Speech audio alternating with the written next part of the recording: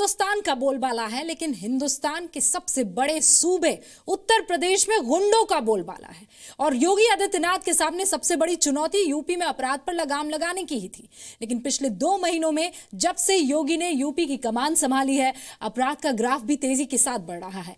सहारनपुर में 2 समुदायों में हिंसा का जो मामला है, या फिर मथुरा का डबल मर्डर मामला हो, लूट हो, हत्या हो, रेप की वारदात हो, इसका कोई अंत ही नहीं दिखाई दे रहा है। जबकि यह माना जा रहा था कि सरकार बदलेगी तो यूपी बदलेगा। क्या ऐसे ही यूपी बदल रहा है?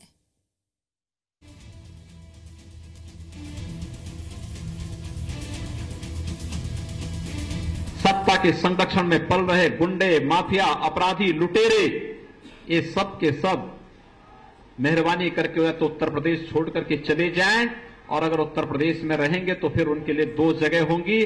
मुझे लगता है उस जगह कोई भी नहीं जाना चाहेगा। उत्तर प्रदेश में अपराधियों ने योगी आदित्यनाथ की इस चेतावनी को पूरी तरह अनसुना कर दिया,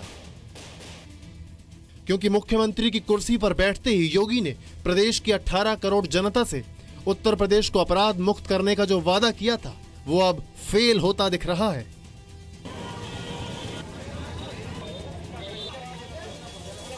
उत्तर प्रदेश में क्राइम का ग्राफ नीचे आने के बजाय ऊपर जा रहा है।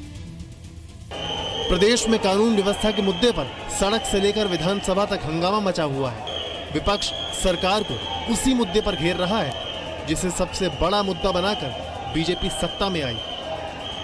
चोरी डकैती बढ़ रही है, दिन दहाड़े लोग घुस घुस के लोगों को मार रहे हैं।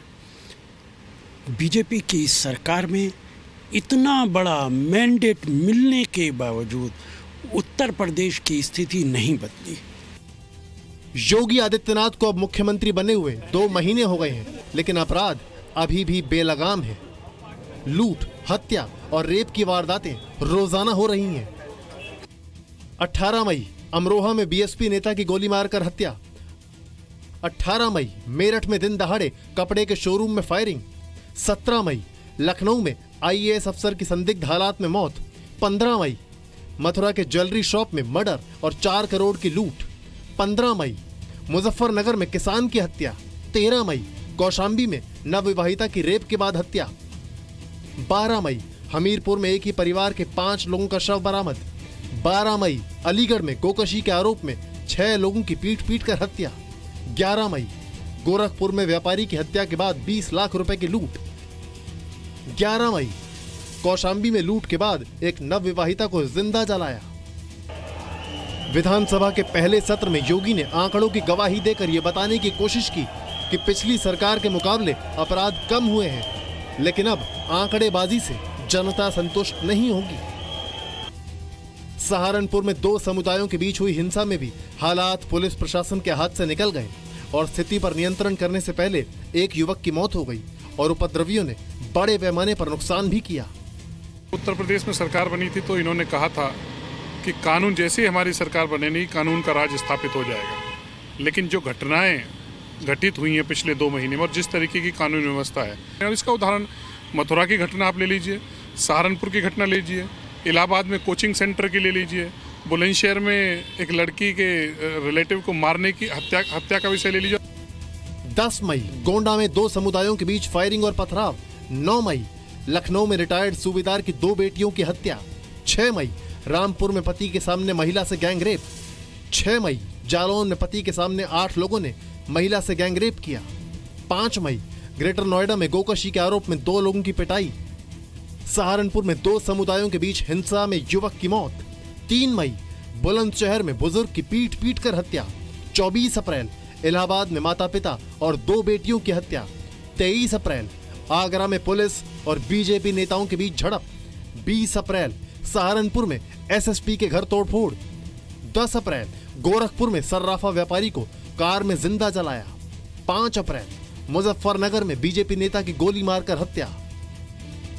यूपी सरकार भले ही दावा कर रही है कि अपराध पर काबू पा लिया जाएगा, लेकिन सवाल यही है कि क्या पुलिस अधिकारियों के तबादले से अपराध रुक जाएंगे?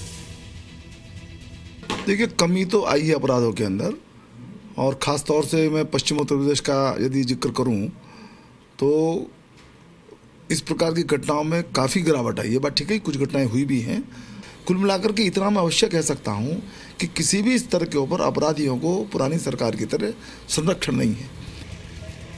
अपराध के बढ़ते ग्राफ को अगर योगी जल्दी ही काबू में नहीं कर सके तो जितनी तेजी के साथ योगी जनता में लोकप्रिय हुए थे उतनी ही शिद्दत से उन्हें आलोचना भी झेलनी पड़ सकती है। हर मामले में तेजी दिखा रहे योगी क्या अपराध को लेकर धीरे धीरे हैं?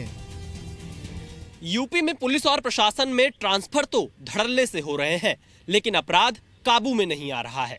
बेलगाम अपराध का सिलसिला अगर नहीं रुका तो मुख्यमंत्री योगी आदित्यनाथ के लिए विधानसभा के अंदर और बाहर जवाब देना मुश्किल हो जाएगा। कैमरामैन अमित के साथ विशाल पांडे, जी मीडिया, दिल्ली। अब सवाल तो पूछे ही जाएंगे क्योंकि सबसे ज्यादा एक्शन में नजर आते हैं योगी आदित्यनाथ, लेकिन गुंडा राज पर धीरे धीरे होंगे तो सवाल तो उठेंगे, जवाब उन्हीं को देना है।